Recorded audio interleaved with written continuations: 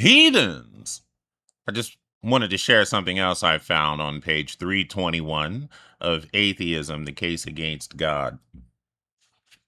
In assessing the ethical significance of Jesus, it's illuminating to contrast him with the ancient Greek philosophers who preceded him by hundreds of years. The differences are so striking that few scholars care to place Jesus on the same level as such intellectual giants as Plato and Aristotle. Whether one agrees with these philosophers or not, they at least argue for their claims.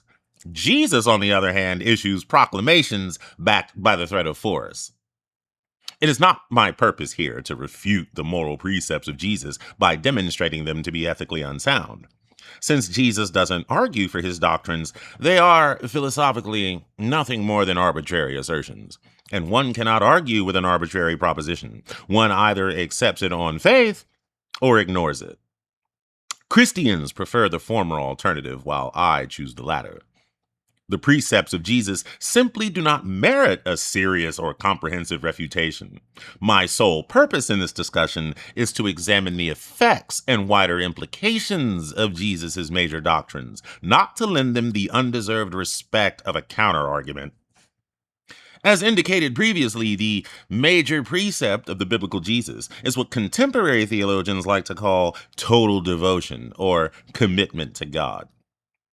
In this context, of course, the terms devotion and commitment are euphemisms for their less flattering counterparts, obedience and conformity. As with all theologians, when Jesus says believe, he means obey. And when Jesus praises men of great faith, he is praising men who will obey unquestioningly any command they believe to come from God. When conformity is required, as it is in Christianity, what are the results? To begin with, the sacrifice of truth inevitably follows. One can be committed to conformity or one can be committed to truth, but not both.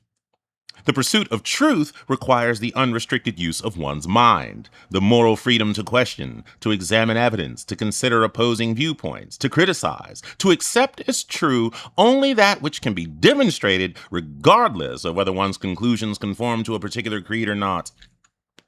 The fundamental teachings of Jesus, the demand for conformity, thus gives rise to a fundamental and viciously destructive teaching of Christianity, that some beliefs lie beyond the scope of criticism and that to question them is sinful or morally wrong. By placing a moral restriction on what one is permitted to believe, Christianity declares itself an enemy of truth and of the faculty by which man arrives at truth, reason. That's it. Do with that what you will.